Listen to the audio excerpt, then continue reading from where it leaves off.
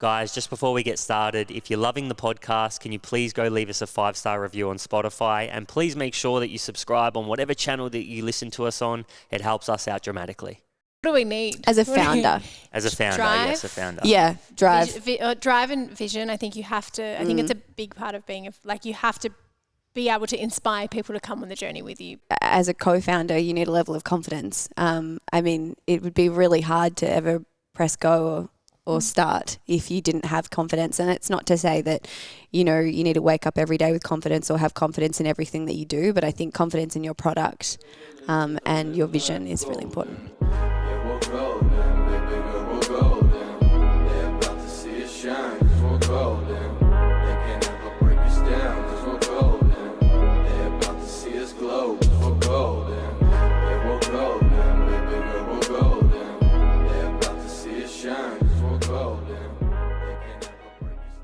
Steph, Laura, welcome to the podcast. Thank you. Hello. We've definitely made ourselves at home. Yeah. Sorry. Steph's got her feet Make on a the point couch. of the feet on the couch. All Well, I'm right. just glad we got here. Yeah, I know. Appreciate you being Everybody so was flexible. sick. Yeah. It's winter. Steph used to have the best immune system. Yeah, I really Not- did. not to I love offend how your you- immune She's system. got the best immune Not that system. but now it's not as good, I would say. Yeah, I feel like everyone's We're there not- though. we're not 'cause winter of- fit. No, we are not. Like I pride myself on not, you get sick, but it's you can handle it. Yeah. When I got the flu a few weeks ago, gone. Yeah, same. Gone. It was really bad. But we got here. But we got here. We're That's here. the main thing. We've got our feet on the couch. I'm actually Okay. trying to work out how to sit because this is quite a deep couch. Yeah, and you're dressed to the nines in your dress and heels. Gorgeous thing, you. However you feel comfortable. I'd love to start with the startup story. So, where was the origin of Keep It Cleaner and how did it all get started? So Kick started about 5 or 6 years ago, and it wasn't Keep It Cleaner. It originated with an ebook called Keep It Clean, which Laura and I put together.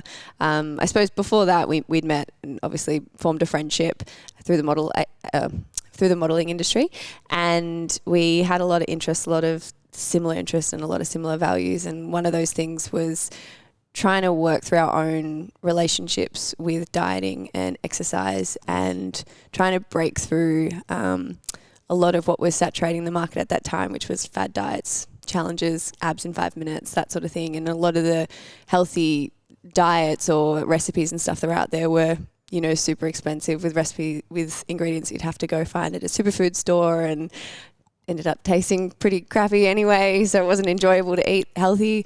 So we wanted to kind of break through that, and we just came together and put together an ebook of 37 recipes. And at the start, it was not a business plan. It wasn't really a business venture. It was a passion project, and we were just really excited to get it out there.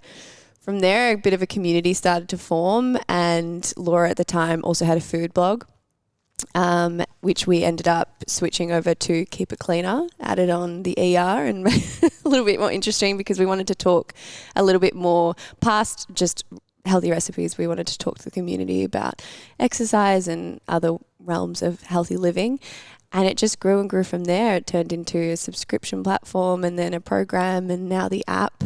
And it's been a pretty incredible ride. But that was the kind of the start of it all.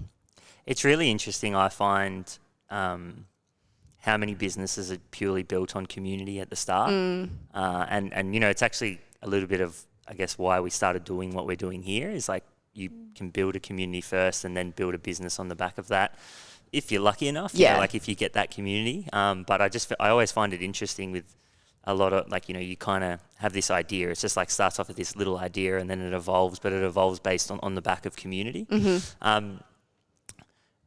At what point did you realise that, hang on, this could be a business, or did you not because I find sometimes it's we didn't realise until, this event happened or we did this.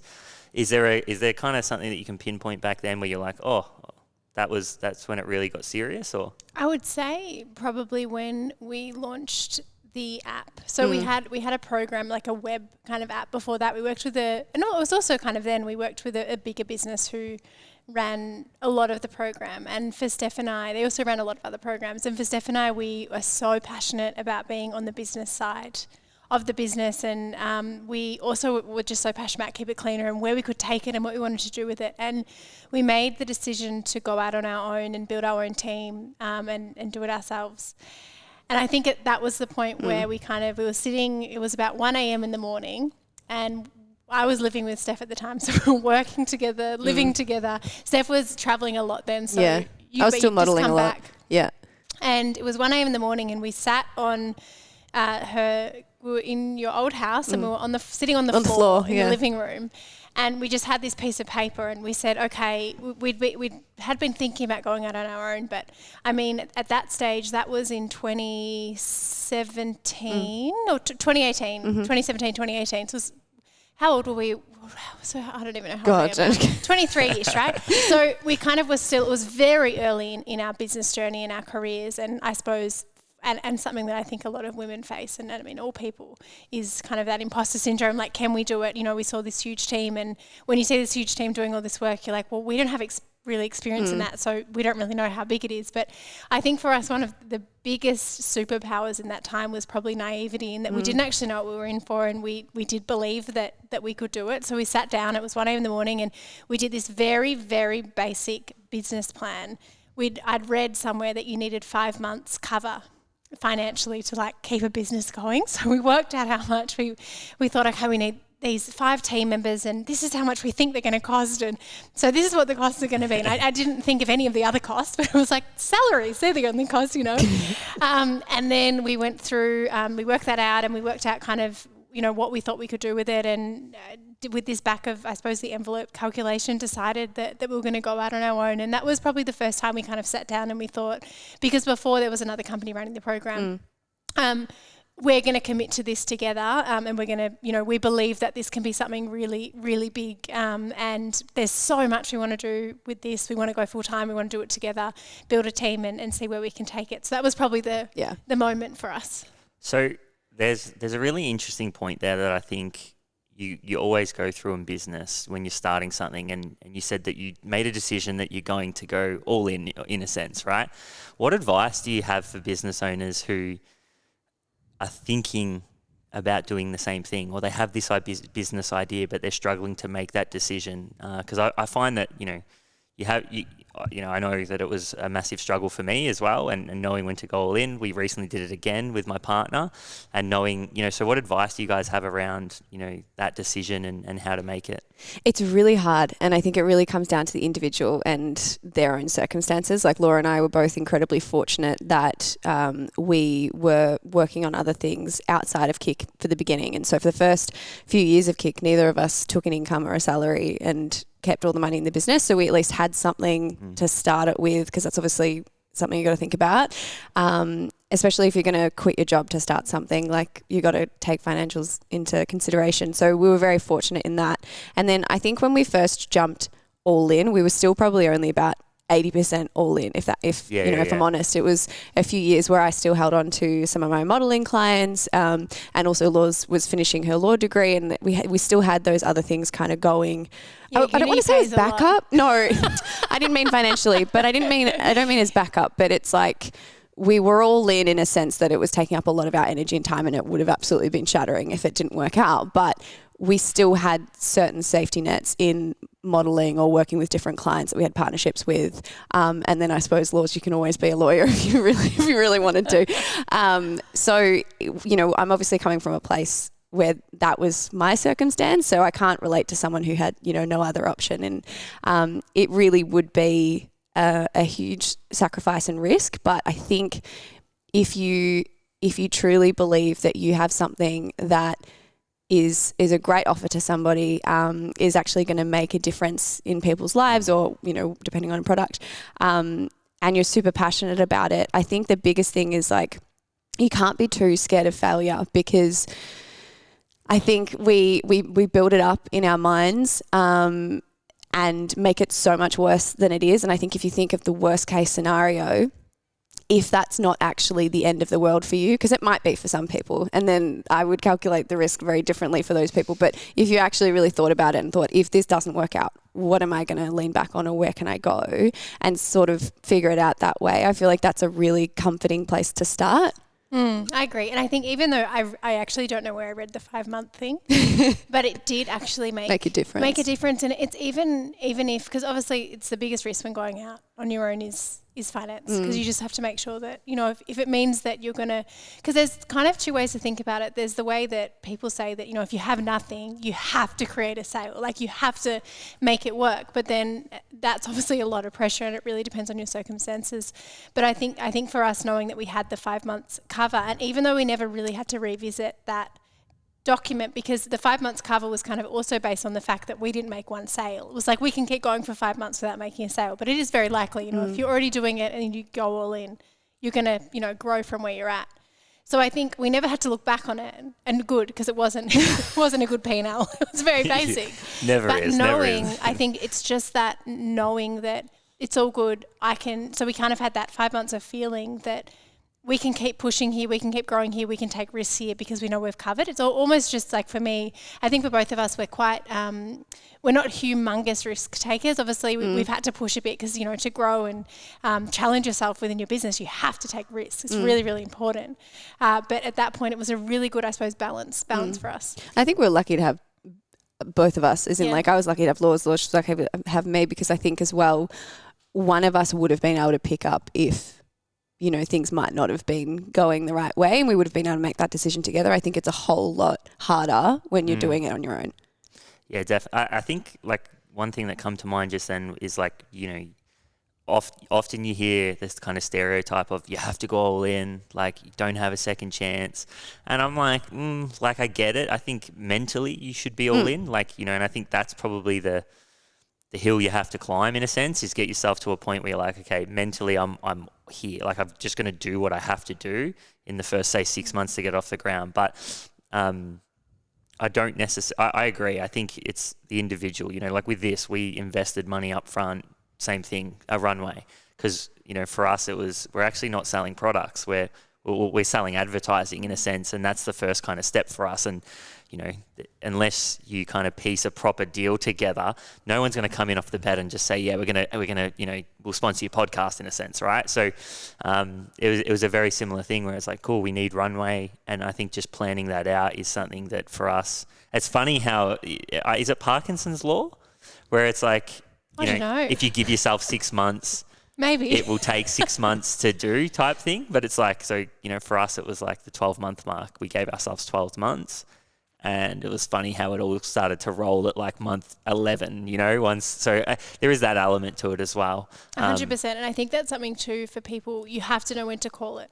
Exactly. And I think for us, we've been lucky in that we haven't had to call it, because obviously we've had amazing success with Kick so far. But I think that's something that I do see, and where in some business owners, and it's so hard to start a business. And I think the success rate is, you know, every out of 5 businesses, only one will kind of, small businesses that are launched will succeed past year 1. I believe I've read that before too. I don't know where. It's something like that, but it's hard. Basically, the probability is low that the business will succeed. And so it's really important to make sure you know when to call it, and you don't hang on. So I think, and that's really good to be important to be clear. And it almost also might help people with taking that jump at the start, knowing that, okay, this is what I'm going to give it. This is the time I'm going to invest into it. This is the money I'm going to invest into it.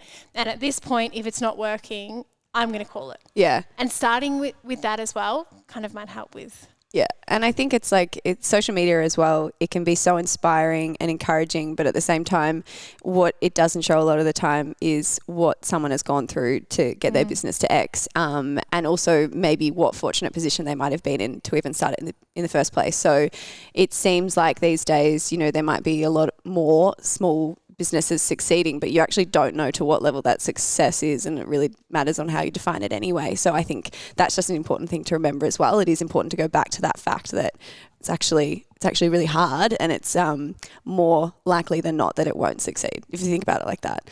Yeah, definitely. You know, the first 6 months of getting anything off the ground is the hours you have to put in is out of this world. Like and I think that's the thing that catches you off guard most of the time. But I definitely agree. I think my situation now compared to when I started my first business is completely different. There's different people I have to speak to, you know, and different people involved as well. So I think it just speaks to, like, you know, being able to sit down plan something out, understand, hey, am I in a position to actually take this risk right now? Who else gets affected in this, right now? Like that's the big one. That's the big one for me is like, compared to when I was 23, I had nothing to worry about, you know what I mean? Now it's like, there's other people involved. So I think that's really important as well.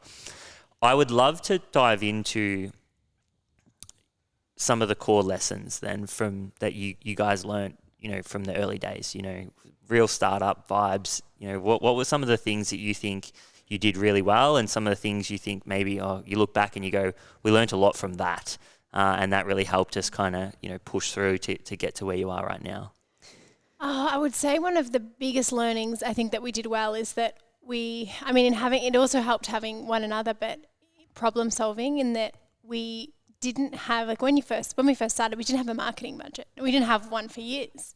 But you just work out ways to make it work. When you don't have a lot of resources, you have to work out how to make that work for you. So I think that was something that we did really, really well. Even when we launched the ebook, it's funny when we reflect on the ebook because while it was definitely a hobby, we had a partnership agreement for it, but it was because all of our family and friends were like, you can't go into business with a friend without an agreement. And like, I don't know if we even ever looked at it again. I don't know. Yeah. But we had one. But then one of the other things we did was that we, I think I just finished contract law and I was like, well, I know how to write a contract. So we put this partnership agreement together and we went out to a couple of brands and said, do you want to sponsor our ebook? And so we went out to 2 brands and both of those brands were kind of incorporated within the recipes. And Steph and I had never written a partnership agreement before, gone and sat with someone, a business, and said, hey, do you want to give us some money? Because, we're going to launch this product and we also haven't tested this product, but here's how we think it's going to go. And so I think when we think back, because when we talk about it often, we say the ebook was just a passion project and it was a hobby and it was, but I think we kind of underestimate, we did put a lot of thought into that. And, it was years and years ago and we hadn't had a lot of business experience. So we just gave it a go. I think that was a big thing. I think on reflecting on the biggest learning in terms of, I suppose, when I say mistake, it's obviously in business mistakes, you learn so much from them. But I think for us it was underestimating ourselves and what we could do with Kick. I think the biggest mistakes for us is when other people believed in us more than we believed in ourselves. And when you're in that type of situation, that's when sometimes you can sign the wrong contract. Or if you think small and you can't, when you're in the start of a business in infancy, it can be so exciting to get like, oh my God, this brand wants to work with us. Wow, it's amazing. They want to, pay us X, but actually, hang on, if we work with that brand and we then locked into something for the next, however many years, and it puts a ceiling on you. So I think that's something that, we've been able to navigate through it, but I think quite a few times we've gone into kind of get really excited by the shiny light and thought, okay, let's go into this. And it's put a ceiling on us and we've had to navigate our way out of it. And then on reflection, we'd be like, wow, like, look where we've got to now. But I think it's also important to acknowledge that when we first started the ebook, if we had have sat down and said, okay, where can we see Kick going? Like, what's the dream for Kick? Yeah. It has grown to beyond our wildest dreams. And so I think that's really important to acknowledge as well, because it is something that because without you a can't plan. expect. Exactly right. Yeah. But I think that's probably a big learning. And I think it's something that when you're first starting out, you can be very easily influenced by people around you that have more experience in their career. And you think, oh, they must know because they've worked 20 years longer than I have. And yes, it's absolutely important to take advice from people, but I think too it's your business. Like no one knows your business as well as you do, and it's so important to remember. And I think that's something that we would both acknowledge that we have done really well is from the get-go, from the ebook, we have been in touch with our community and know our community inside and out, and are so proud of that community, and they control most decisions that we make in the business. It's all for them at the end of the day. And so I think that's something that we've always put first, and any of those decisions that we made, that might not necessarily have been the right direction, we should have trusted our gut on, because it's always been in tune with the community. So it's just been interesting to learn that along the way. Did you guys find that, so obviously when you start hiring, and that would have been a big part of, the initial stages after that real startup vibes, but it's like, did you guys find, so I want to word this right. So it's, because I feel like what you guys are talking about is that you're very emotionally invested and aware of what your community wants and what you want the brand to stand for. And then obviously when you hire people and you bring people into the company who are experts in a particular field and they're really good at what they do, how much did the problem-solving culture that you guys had initially, because it was just you two and that's, how you work together, play into knowing when to trust your gut, around the community versus letting the person you've just hired really run with a certain idea, because I feel like that's one of the toughest things to do when you first start hiring, and especially in the early days. Yeah. I would say, for us, one of our core values at Kick internally is being nimble. And so it's something that we've tried to keep from when we had 4 employees to now when we have a team of 17. And so that's been really, really important. We also, when we first started, we didn't have the data that we have now. And we definitely, I think what's really good is that we use the data. That's really important. Something that 3 years ago we would have had no idea what anyone was doing in our app or, in our website. But now we have more information. And what's great is that quite often the information, the data that comes through is very in line with, what the community is wanting. And I think too, it's for Steph and I, we've now worked in this industry for how many years? So since 2017, 6 years, 2016, 6 years now. And so I think too, we have got in that time, and it's funny because sometimes we say, we're not that experienced. We've only been, working for this many years, but we are researching and looking into every element and nook of this in the fitness kind of subscription, health, wellness space every single day. So I think too, we've got a lot of knowledge of the industry. So that really, really helps. We have a fantastic team who supports us with that, and then we've got all the data, which is so exciting to have all this data. I love. She loves numbers and data. I love all the data. So it's been it's more so that we now make, I suppose, and also the decisions we make as you grow as a company. If we made a decision 3 years ago with the team of 4 or 5, the implications on that, if it didn't go right, are much smaller than where they are now. So now we can kind of make really informed decisions with data-informed decisions, but also with what the community's asking for. So I think it's been, to this point right now, we still have a fantastic balance of that kind of being nimble within the team and, still trusting the intuition and the community and being in tune with them. But it's important, we have to make sure we set up, I think, consciously ways to connect with them, because I think as your business grows, when it's just you and the kind of the community or, Steph and I and the community, that's, we were talking to them all the time, but the bigger the business gets, the more admin there is and the more layers there becomes in terms of between you and your customer. And so I think we make sure that there's so many things in place at Kick. We've got our Facebook community that we're in every day, but we just make sure we're consciously always connecting with them, because that's why we do what we do. Yeah, that was going to be a follow-up question, is what were some of because obviously it's changed a little bit now, but what are the strategies that you guys use to actually connect? Because I feel like, most businesses are looking to build communities in the modern age. So it's, how do you guys connect, and what were some of the strategies early on compared to how they are now? And is it literally just being authentic and just putting yourself in there and communicating, having real conversations? Yeah, our community love real conversations, and I think that's where we saw a bit of a shift as well. And something that Laura and I really enjoyed is the community aren't looking at Laura and I for expertise or anything. They're just looking for a bit of advice or kind of sisterly advice. And we jump into the community for motivation and encouragement just as much as they do. We are just other members of the community, and we really love that. And so I would say that something that has been quite consistent is our Facebook community, which we did actually lose and have to start from scratch again when we launched the app. And it was just amazing to kind of see them come back and for it to all freshen up and start again, because that is such a beautifully engaged, amazingly engaged community. And it's not just, direct food and fitness and stuff that's spoken on there. They talk about growing confidence in their careers and their relationships. It's a really wholesome, beautiful space. And so that, would I say, is our strong engaged community. But then, we obviously touch on their lives every day in the app through the content that we serve with them.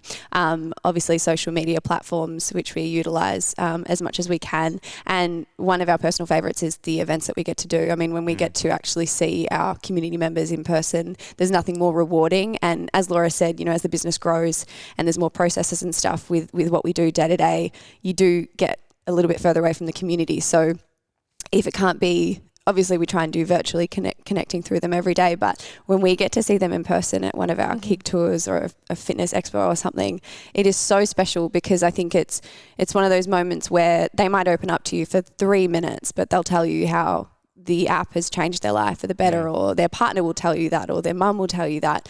And it just kind of grounds you in a way that's like, this is why we do what we do, and it's the biggest motivator, and it's super special, and it's very, very important to us. No matter kind of how our roles evolve in the company, they're still so close to our hearts. Like, we're still touching base with them all the time, and the whole team is really too. I think that's what's been really amazing about the expertise we've brought on board. They're all in touch with the community as well. They're all active in the community, and they're all kind of living that kick life, which is really important as well for them to understand both the product and community as much as we do. It's so interesting, those little moments, isn't it, where you might have been caught in the weeds for 3 months, just kind of like, business, and then you forget that, oh, this is why I'm doing it. Or, a conversation with someone, you're like, okay, that kind of just grounded. That gave me the grounding I need for the next 3 months, in a sense. It's really, even from the podcast perspective, like... well, you see a listener's number.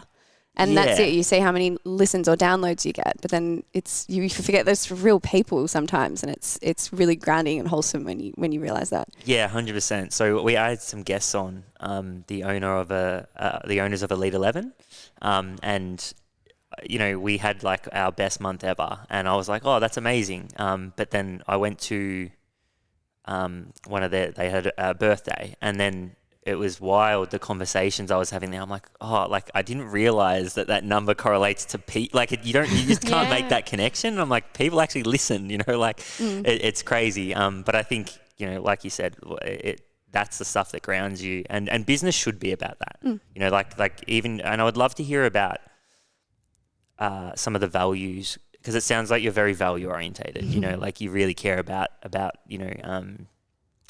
relationships and those kind of conversations. So from I don't want to say management, but how all that factors in together, how do you set those core values, and then how does that transfer into culture? And because not everybody would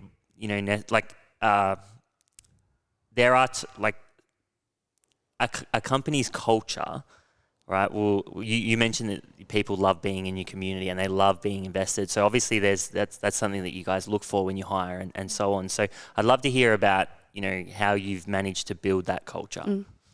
Well, our values, we did a big project on them at the start of last year, and it was the first time we'd really honed in on them, and that was so valuable to do as an exercise. I think it's something that as you grow as a team, it's one of the things when you're scaling that you kind of take for granted, because when you have a very small team, everyone's kind of been on the whole, the whole journey, and they know it. But then you realize when you're, onboarding all these people, hang on, they're not going to know. You have to set this and be really clear. So I think for us, it starts with being super clear with what our mission is at Kick, and for us, it's the impact that we can have on people's lives for hopefully their whole lives, and empower them with ways that they can live a healthier life and not in a safe place. That's really special. We really want to be the best 30 minutes of someone's day. And if someone's waking up and getting up early in the morning and it's freezing cold outside and they're choosing Kick, we want that to be the best time that they have, and we want them to feel good and know that they're amazing for doing it. So I think it starts with that. And then in terms of values, our values at Kick are, as I said, nimble, kindness. That's really, really important. And kindness is a value that's within our kind of internal company cultural values, and then also an external value for the brand. It's so important. And then community. So community is at our core. So obviously, as Steph touched on, the community is so important at Kick, but that extends to our internal community as well. And we want to make sure, I think it's something that when we've had kind of advisors and consultants come in, they've just said, wow, your team, when anyone needs help, everyone's like, oh, I'll help. And, they might be up at capacity, and it's not actually what they usually do, but it's almost like we've had to do it okay, make sure you stay, you make sure that you're not overloading yourself. And we're so lucky that we have that. And then fresh is another one for us. We want to make sure, especially being a tech company, we're super innovative with everything that we're doing. Especially with our content, we really pride ourselves on being kind of market leading in fresh, really engaging, fun content. And then own it is another one. And that's really, really important. I think it's so important to enable our team, and in any environment, a place where they know that they can make, when I say, again, mistakes seems like a bad word. It's not at Kick, it's absolutely not. If we try something in the marketing team or the tech or whatever it might be, and it doesn't go to plan, it's like we've got so many learnings from that. And that's why where Own It comes in, because I think something that I've learned a lot, and Steph as well, in our own personal journeys in our career, is that if you try something and it doesn't work, if you own that and say, hey, I thought this was going to work, it didn't, here's why, you will remember that forever. And then you'll go on next time and you'll try it again, but you try it a different way. But I find that if you don't own things as you go, you can kind of continue to, you don't get the learnings from it, and there's so much value in that. So they're our core company values. And I think we're so lucky the team live by them every single day. And so because a big part of that as well is obviously your role's changing and having to lead from the front with that kind of stuff, and obviously from you go back to the very beginning, it's just you two, right? And it's like, I guess that would be a positive, because you naturally would have had that culture there. But I'd love to hear how your roles change and how you've individually actually both managed that, and how that's, because, life goes on, life changes from when we were younger as well. And it's like, so how have your roles changed over the years, and how have you actually dealt with that? Because I know I reckon personally, that's the hardest thing as well. When you go from being the technicians in the business to then it's literally all about people management, and everybody's different. And, so how have you both individually, how have the roles changed, and then how have you dealt with that personally? It's funny because Laura and I, because we know each other inside and out for a long time, especially when our team was quite small, I think in our own minds we had different roles or different responsibilities, because we both naturally just kind of went those directions and would naturally spend more time on the things that we were more passionate about, and then come together on the decisions we needed to make together.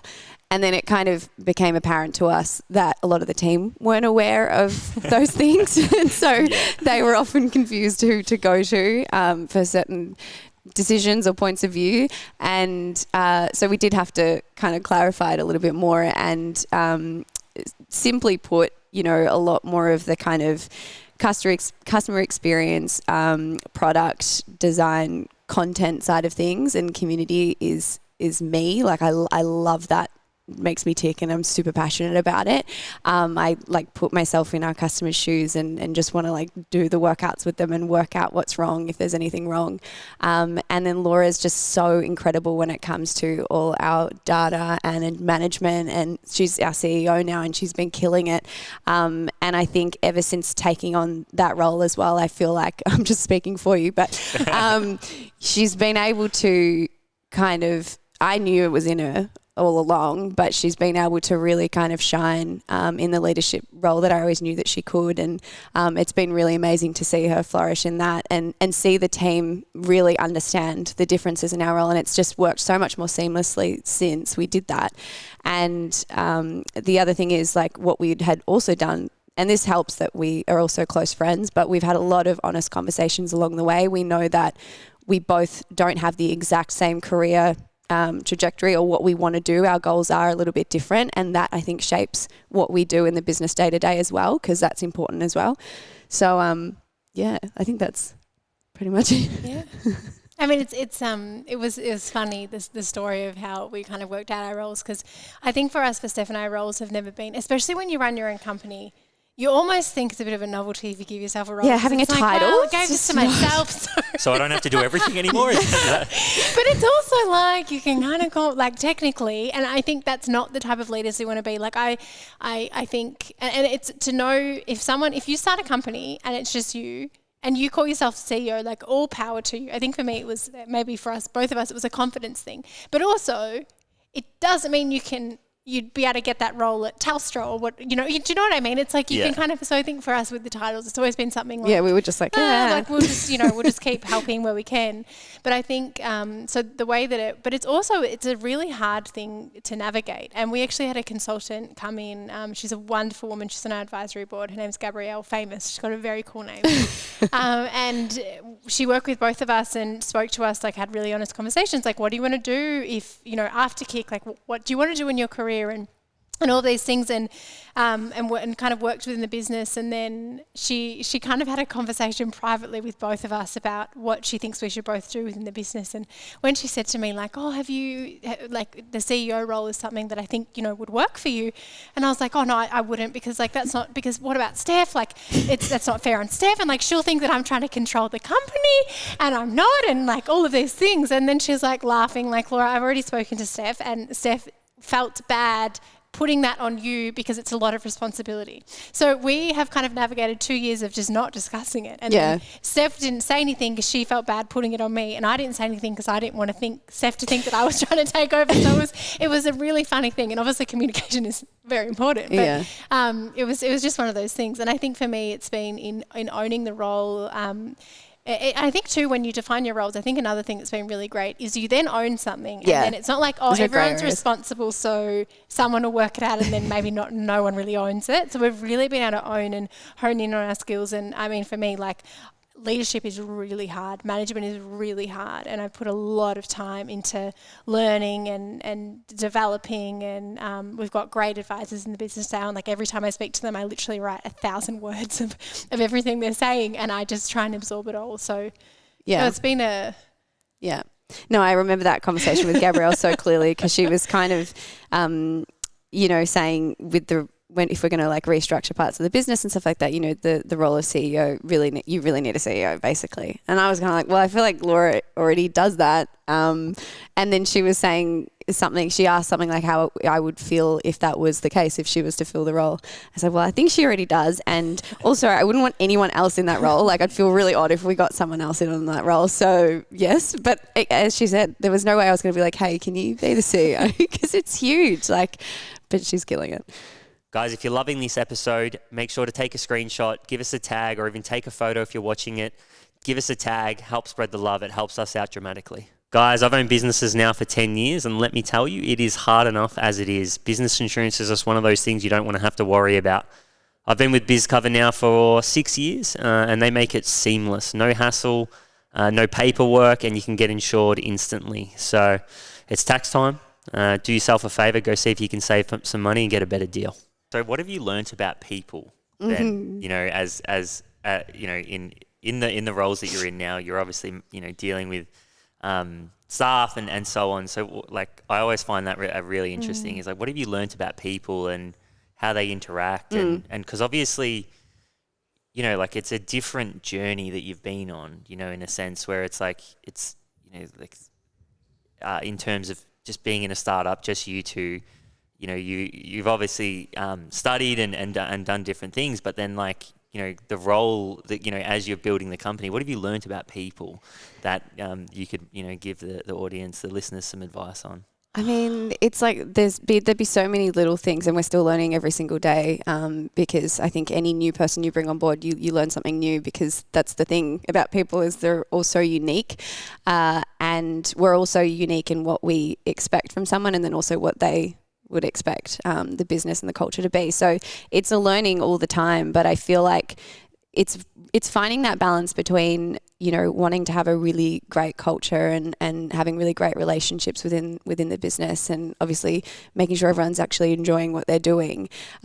At the same time as trying to balance out, not always having too much emotion in things, because at the end of the day, if someone leaves, it's not something that we might have done personally and we can't take it personally. It's just they might have had a really exciting job opportunity, or they've had enough time at Kick and they've grown and now they want to go to, and so it's finding that balance between having enough emotion that you can connect with someone and build a relationship, and obviously so that they can enjoy what they do, at the same time as not taking things too emotional and it gets really hard. Yeah. That's the hardest balance, I think. Yeah.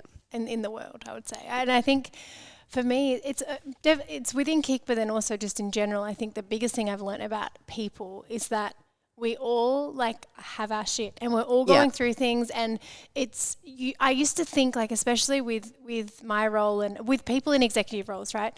I used to think that to be in an executive role, I had this idea, and to be completely honest, it was a male. Like, I can't, which is it's so bizarre because I'm so passionate about females, you know, being in executive roles. It's so important. But if I really question myself and I think of, like, in my head, and maybe also why I was so hesitant to be like, I can do that, is because to me, don't look like the person that I thought would be a CEO. Like, I think we all build up things in our head, and I think, I think all genders do it, but I think women in particular do it. I think we think that we need to tick 1,000 boxes before, you know, we can do X, Y, and Z, but it's absolutely not the case. And I think that's something I've learned a lot, is that even people that I've, you know, some advisors that, you know, we've spoken to and just people along the way, they are also still working it out. You know, they might have had 40 years experience and be really, really high up in all these companies, but they still don't have all the answers, because also with people, that's the thing, every single person is different. Everyone is motivated differently.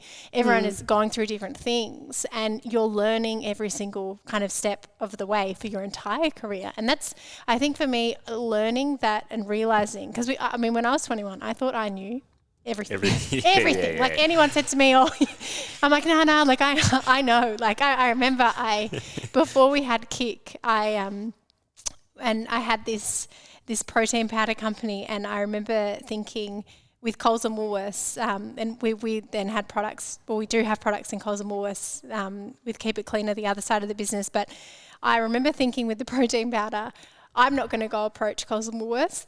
I'm going to wait. They're going to approach us, and we're going to set the payment terms. We're going to set all of these. And it was just so funny when I look back at my little journal that I had, the things that I thought that I could do at that age.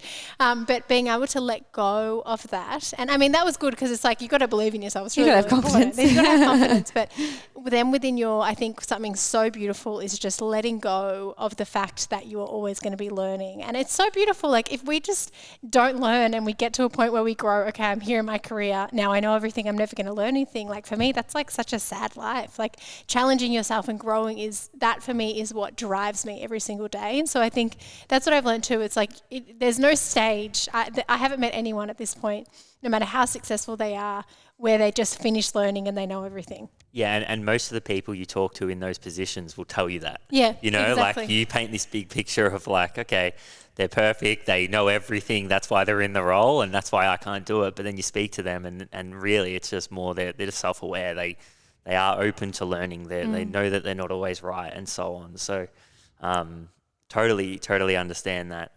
Was there any other lessons, say, from, you know, scaling Kick that you wanted to share, or you think that were really important, you know, that you kind of went through and you're like, wow, like that, we learned so much from that?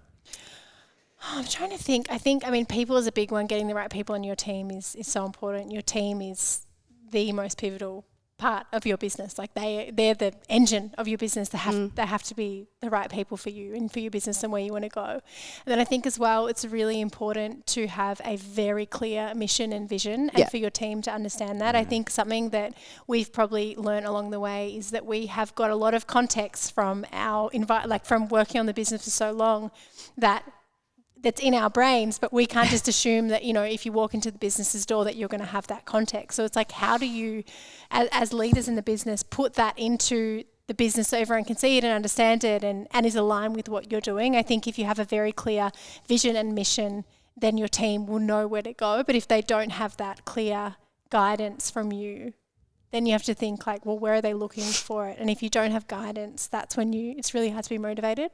So I think that's really important. I was going to ask, so that's I love that. And even I think tactically, how do you do that? You know, like if we're actually talking nitty gritty, how do you get that purpose, that vision, that mission, without it just being words on a wall in a sense, and actually communicate that? Is it, you know, is it in the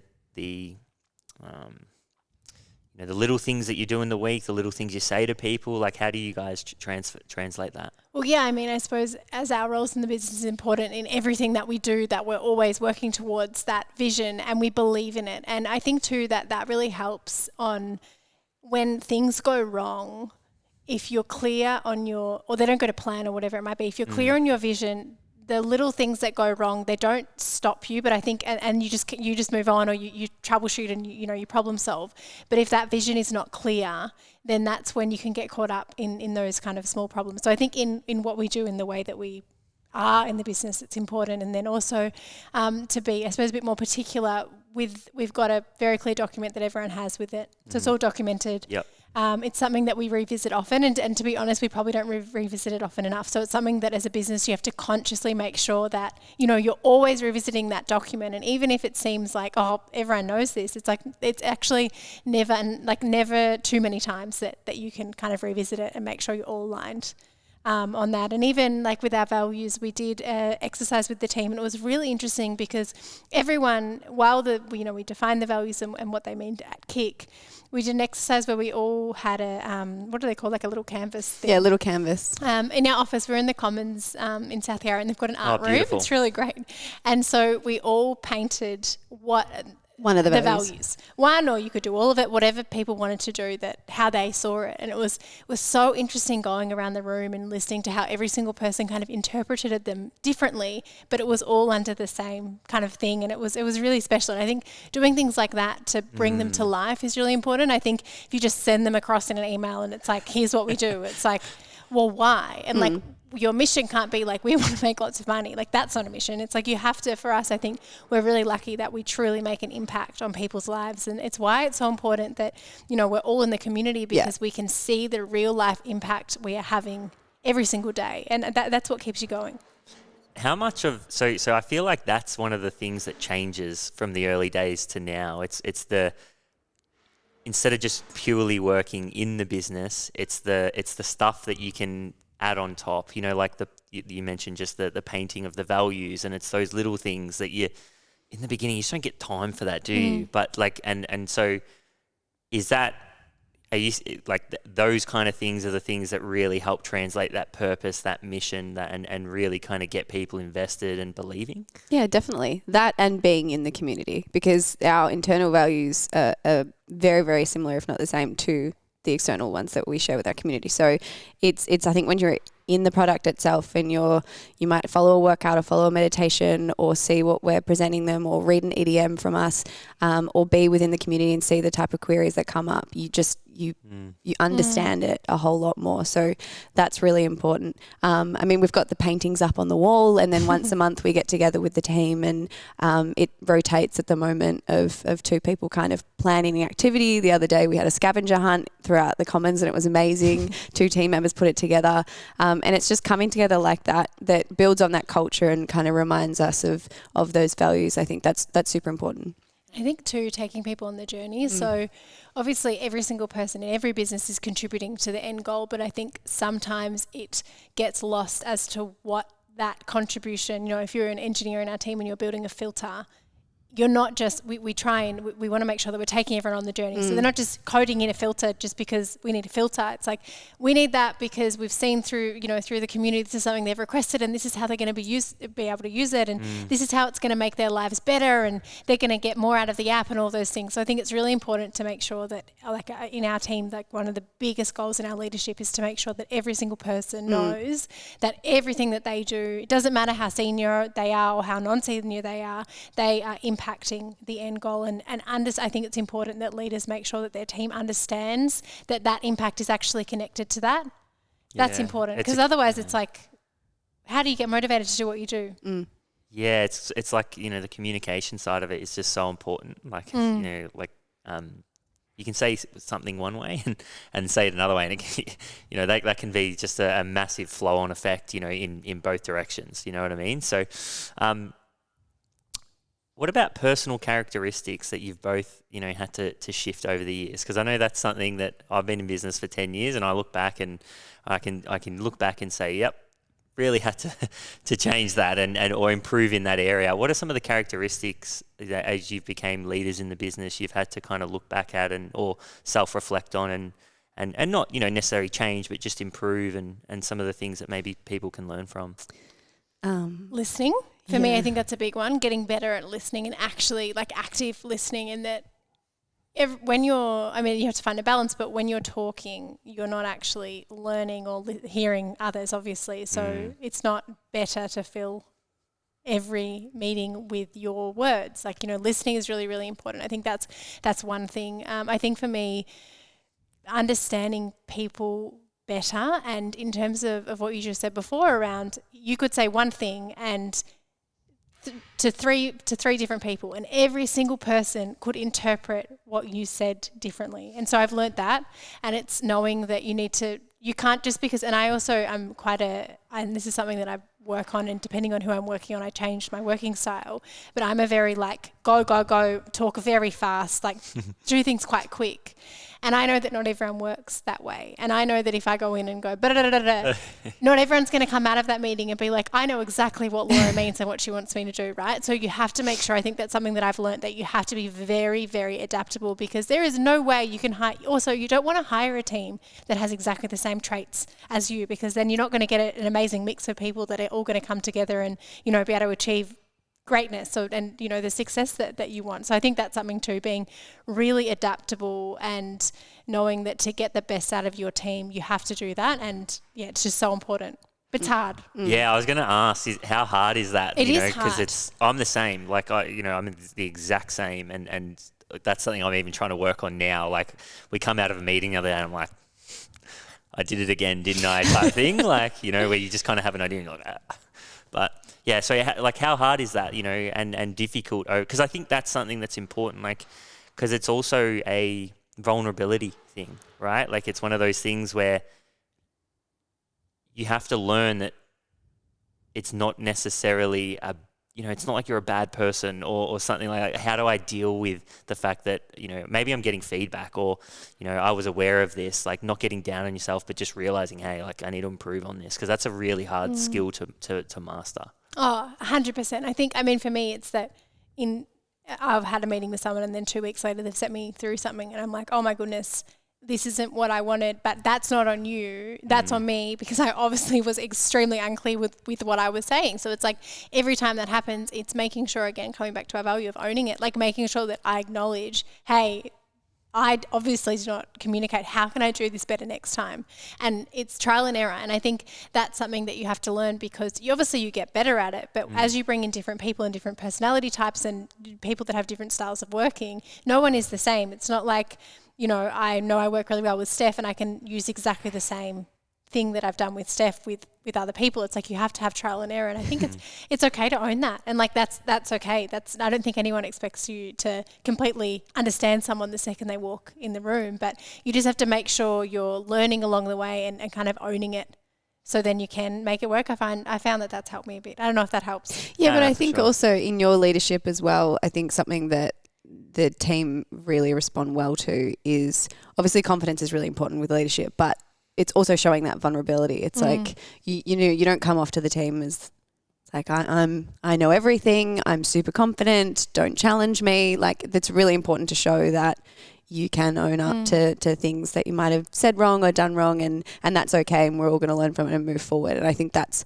a really important part through your leadership style. Thanks, that's nice. So I think with vulnerability, it's something that and for both of us, because of our social media platforms, and it's really the core of what we do on there, and what we want to do on there is just make people feel less alone. So, if we go through something, it's like if we can share that with them and they're like, oh, it's not just me and I can get through today. Like that's why we do what we do, right? So I think for me, like an example of that is how I'm a really anxious person, and I was really wary for so long to open up about my anxiety on social media, because I knew that our team would see it. And I used to think that I can't be a good leader if I have anxiety.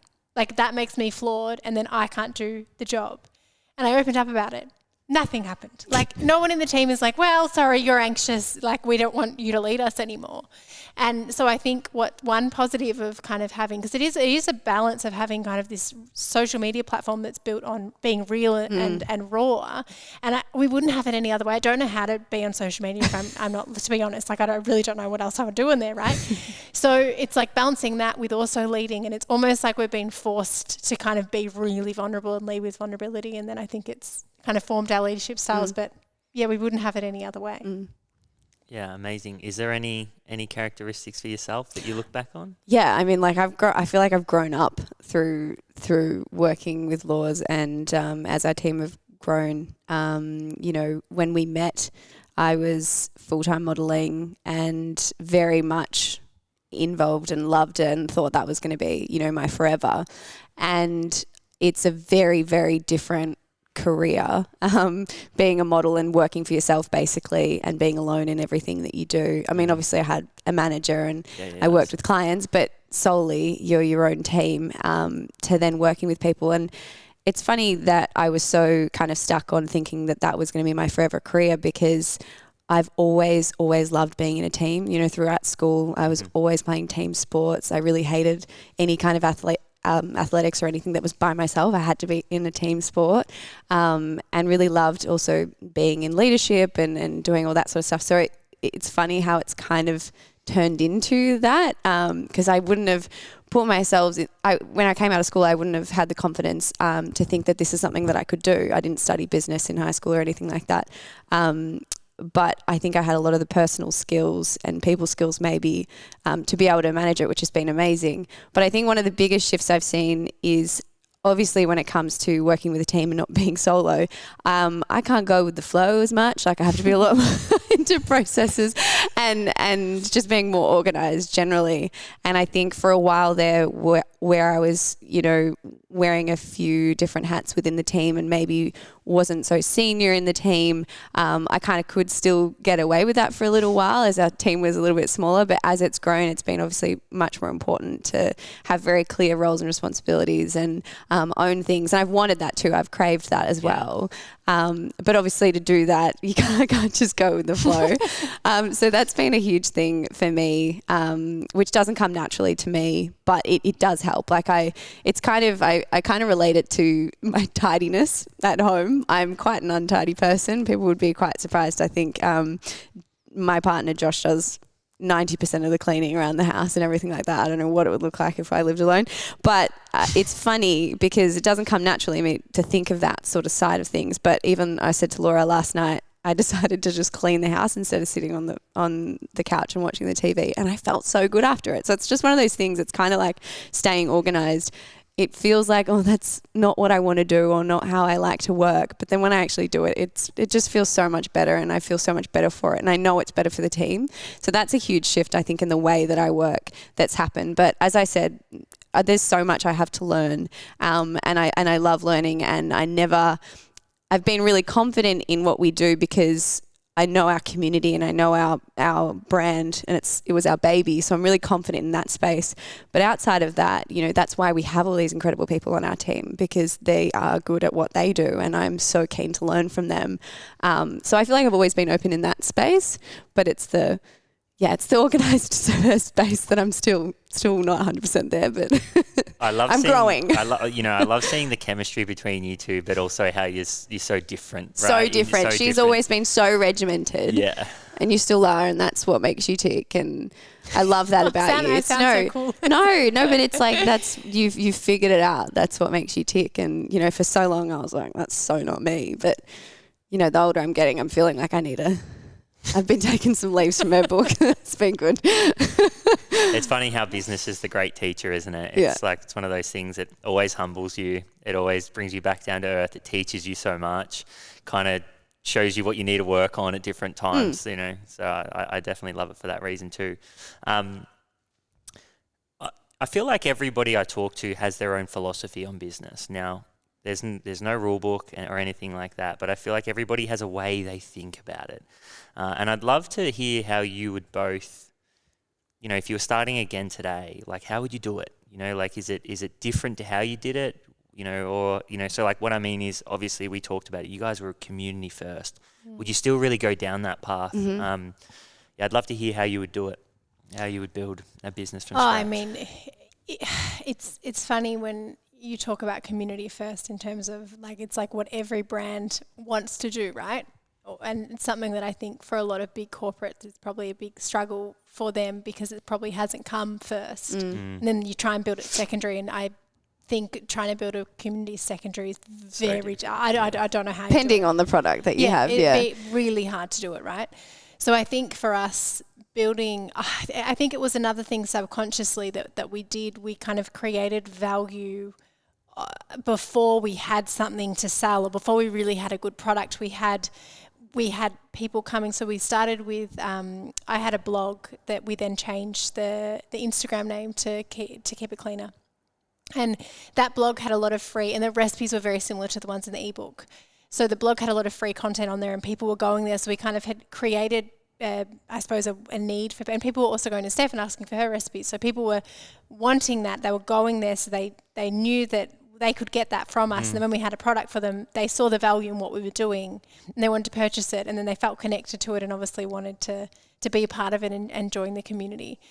I think it's hard because we often get asked that question, how did you build the community? And I think there was definitely not a plan that if we do these 5, and I don't actually think there is, if you do these 5 things, you build a community, because I think the number one thing is people want to feel connected as humans. It's something that I think through COVID was so hard for everyone. I think we really realised how much human connection means to us. But you have to create a community based on obviously filling a need for people, but also it being like there's so much integrity that's needed, and being real. I think that's the most important thing. And it's not, you don't want to create a community based on the fact I want to create a community because I want to then make revenue, because I don't know how that would ever work, because the intention is not right. It has to be, for the betterment of others or whatever it might be, and then from there it can kind of snowball in. I know that doesn't really answer the question, because I really don't know the 100%, answer. You can't. There's no formula. Like there's no. It's hard too, because our communities, even our personal ones,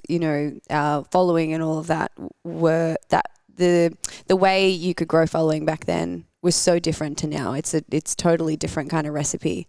So it's really hard to have all the answers. I still believe though, and yes, we would still probably try and do community first because it worked, and it's something that, again, I feel like we're so in love with the community. It's everything it's every reason we do everything. So it's definitely our number one, but I think there's still absolutely the direction of, if you build something good enough, like people will come, people will hear of it, people will try it, if the product is there, and it's, you just got to get it in front of the right people, and then people talk. I think that word of mouth is still a massive, I think people underestimate it because we focus so much on like social following or reach on downloads on things.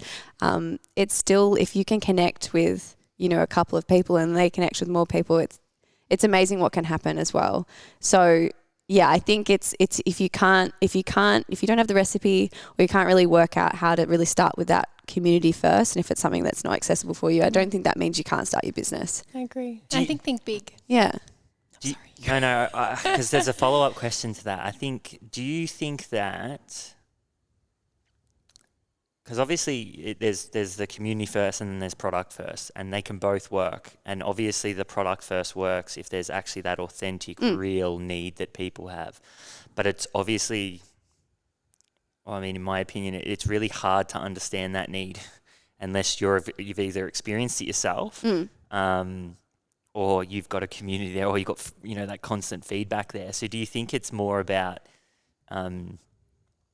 understanding that real need that's out there? Because it sounds like what Keep It Clean has been able to do is really just, there was obviously an unmet need there, and you just really cared about it, loved it, were passionate about it, and were able to start, creating a solution over time that people could connect with. Yeah. Yeah, that's and it started. Totally. And we've always stayed true to our own values and what we believe in. And I think, people, not so much anymore, but used to come to us about advice of how to grow their social following and all that sort of stuff. And I think the number one thing that we always said is like, there has to be a reason why someone's following you. So it goes the same if you're trying to sell a product. There has to be a reason why they want to buy it. And it's, if you just see someone else that you follow who's really successful and you're trying to mirror everything that they do, that doesn't mean you're going to be just as successful, because they already exist. That person could already find them and go follow them. Like, what is the difference? What are you doing? And I think that's where we found with Kick, it was missing in the market, because we had both gone through it and we had that emotional tie to it. So I definitely think that it helped find that we felt like we were already part of a community that we didn't really know fully existed yet. So I think it's understanding who this is for. who am I creating this product for? Whether you know them personally or you can see a number or not, you need to understand who your product is getting sold to. Yeah, it's so interesting. When we first started this, it was conversations are life-changing. And I can look back at a conversation that completely changed my life. One conversation, I can still remember it, every word. But then I thought, what made me want to do this and was like, imagine how many people don't have access to those conversations. And then that's kind of how it all started. And then you kind of use the feedback as like, yeah, well, there is a need there. And I feel like that's the beauty of social media. Like, it's not just about going out there, getting likes, building a following and doing that. That's a part of it. But really what it's great for is it's a soundboard to see if there actually is that need there. And if it is unmet, you know, do people actually, are they feeling this, you know? So that's, yeah, that just kind of popped to mind with what you were talking about, which was great. Last little bit now is the quickfire section. So I always have to preface this, and the audience will say, stop trying to preface it, but I always get a little bit worried because, like, you know, it's quickfire, but it's like, you know, there's no real cap on your answer or anything like that. So don't stress, because I've had people on and it's like, they say like 5 words and I'm like, oh God, like, you know what I mean? And it's like, so don't, look, there's no cap on the answer, but they're really just broad questions. And you can both answer. Thanks. Thanks for the permission. Sorry, no, because, you know, like, yes, sometimes if it's quick fire, it's like, okay, we'll take it. Yeah. So some people are like, you know, one and do you know person what? To be honest, we probably would have done that because I think when we do interviews, we're just like, oh, you've had a turn, so now. Yeah. So one piece of advice for your younger self. For me, it would be, and when I'm not talking to the one that thought they knew it all because they were fine. They were fine. But I think it would be to think big and don't put a ceiling on yourself based on, you know, stereotypes that you've made up on your head. Like in your head, don't think that, you know, for example, your gender's going to hold you back or anything like that. Like just if you want to do something, you know, believe in yourself. I would think that would be the biggest thing.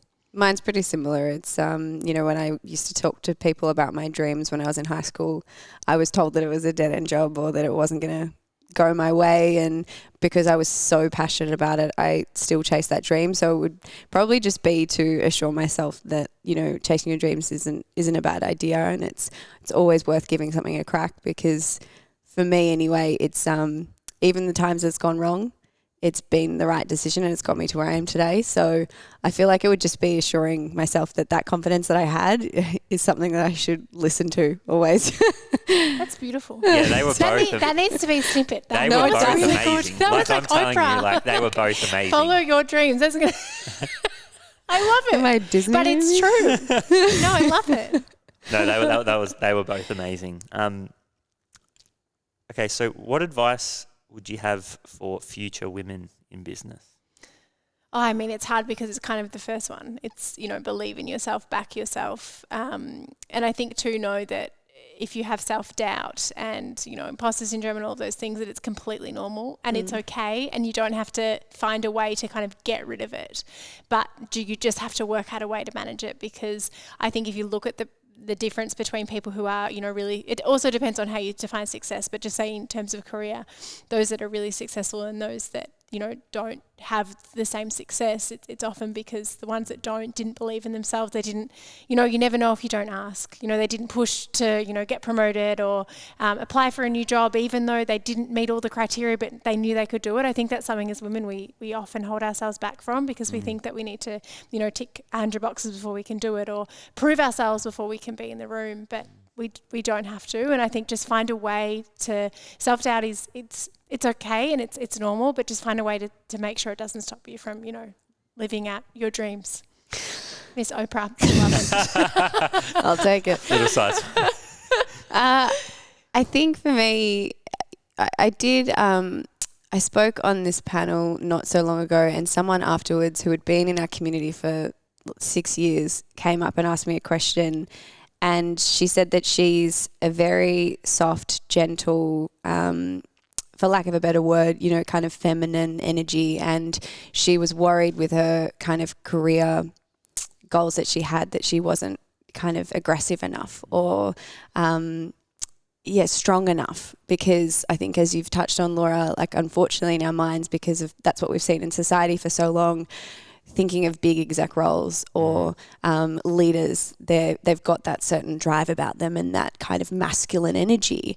And I don't think that has to be the case. I think you obviously need to be able to switch up your energy and show your confidence. But I think just be you. Like, you can grow in your career and move through different roles being yourself, and try and kind of take the stereotypes away from those different energies. And if you want to be assertive and don't worry about coming across bitchy, because it's just, unfortunately you might because of society, but if that's the way you feel in that situation, just be you and be you confidently. And I think the way people perceive you is on them. That's on them. It's like when you think of like male leaders and female leaders, and also what we kind of look at as in society, as Steph was saying, like likable, like good, like a good woman or a good man. Like, what are the traits that are likable in a female versus a man? And in a female, it's like empathetic. Yeah, like being a people pleaser, like helping others, supporting, all those things. And then if you look at a male, it's kind of confidence and assertiveness. And then if you look at a leader, like some of the skills that we kind of expect a leader to have, they are very similar to what we look at is like in like a good man, I suppose. And so I think it's something that I struggle with a lot. It's like, oh, I don't want to come across bossy or like I'm talking too much. And I just think you just have to put that aside, because as Steph said, like, you know, if there's room for everyone, and you just have to, stereotypes should never hold you back from, you know, doing what you want to do. Yeah, it's a very challenging thing as well, you know, because we do compare, and it's, and you know, like, I think that's one thing over the last couple of years for myself is being authentic to myself and you know, being confident that I can be myself. So that's definitely great advice, especially no matter what role you're in. You know, you don't need to get meaner as you get, you know, or like more, you know, you don't need to change who you are as you get, you know, a different role. What advice would you give someone who's just starting out in business?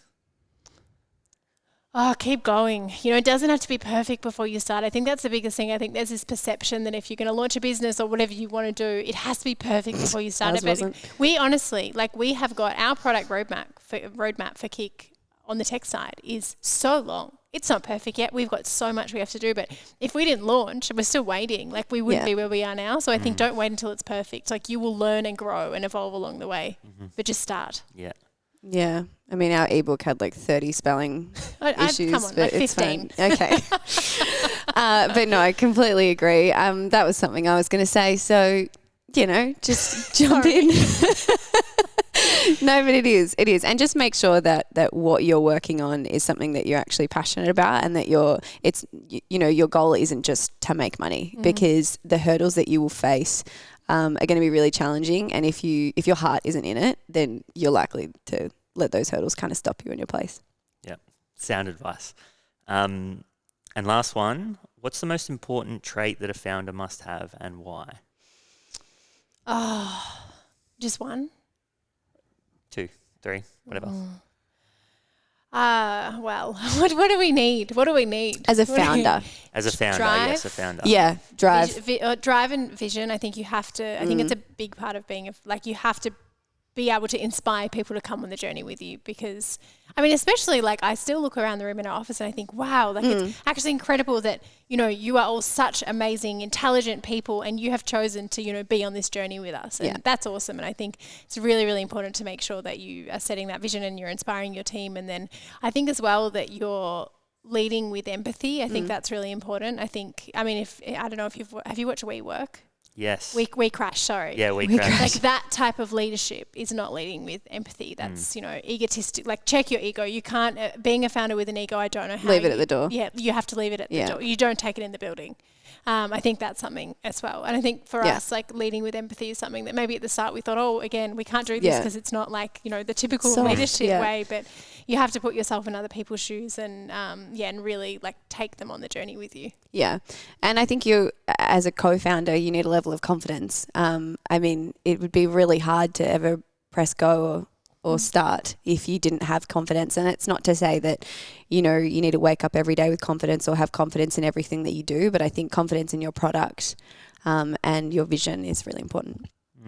I think what you said before, that passion, that care for what you do, that kind of builds the confidence in you when you care about it so much, you know, like you'll just keep going.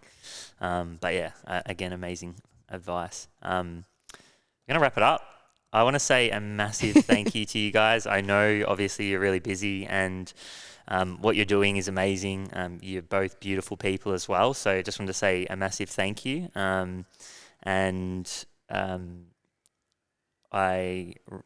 I just lost my chain of thought then. I don't even know where I was going. No, I just want to say a massive thank you for coming on the show. As I said, I know you guys are really, really busy, but again, I think there's just so much wisdom in your journey and what you've been able to share. So yeah, a massive thank you. Thank you for having us. And a thanks to everybody who tuned in.